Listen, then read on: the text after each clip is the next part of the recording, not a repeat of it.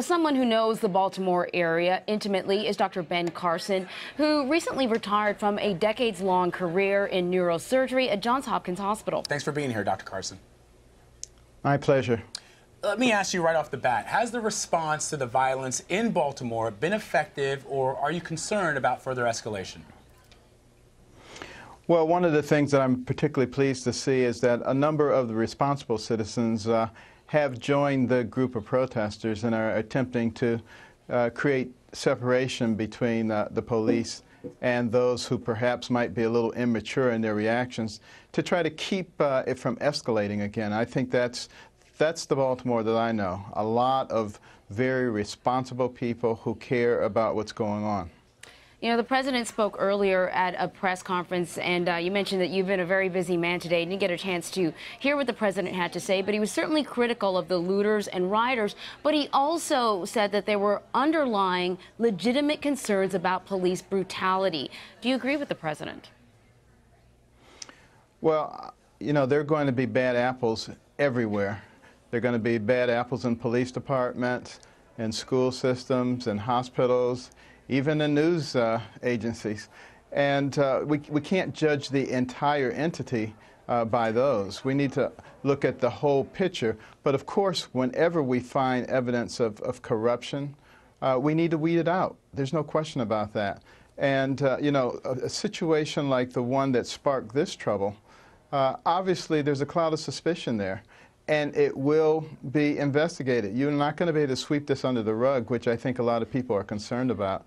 But it sometimes does take time to ferret out all the details. I mean, can we ignore the fact that there are other issues, and maybe race is a significant issue? I mean, all of the victims and the number of cases that we've been covering since the summertime, since even Trayvon Martin, have been young black men. Isn't that something that needs to be dealt with in this country?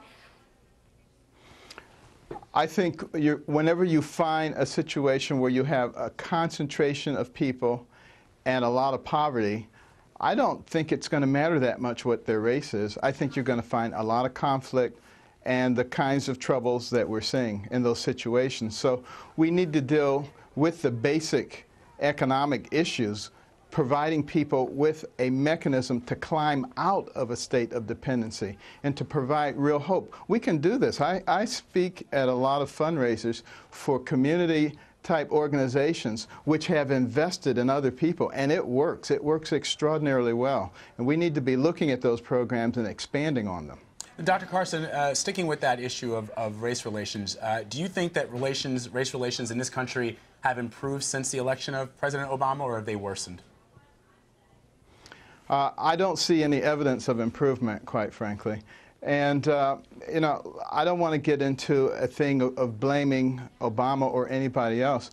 I want to say that we, as Americans, have a history of being compassionate and of being caring.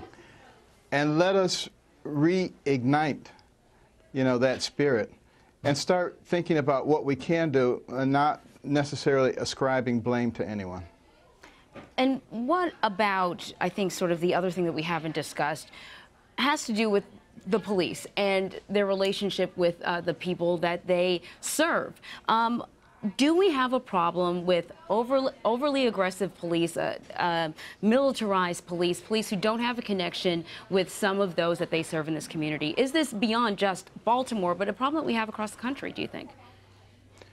It is a problem. There's no question that it's a problem. And we need to look at model communities where things have worked better. You know, if we create a situation where the first encounters of young men are not with hostile police, but with people that they know, you're going to create a completely different dynamic. We need to be concentrating on establishing relationships between the police and the communities that they patrol.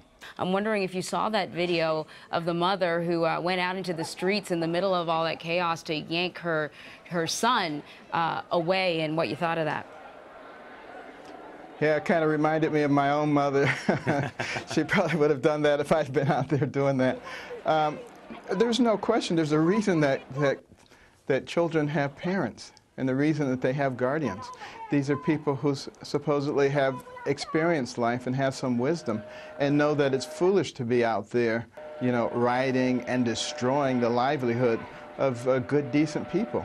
So yes, I don't ever advocate, violence, but I completely understood that mother's emotions.